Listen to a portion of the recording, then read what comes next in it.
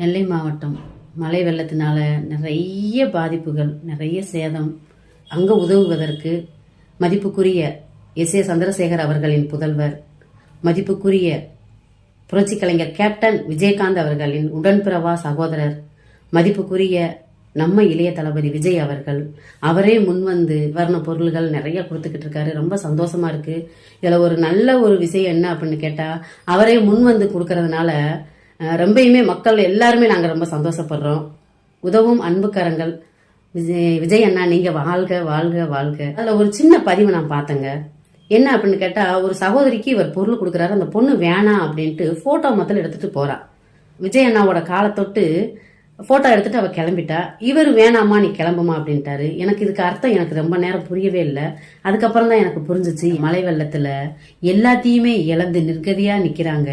என்னோட பங்கும் அவங்களுக்கு போய் சேர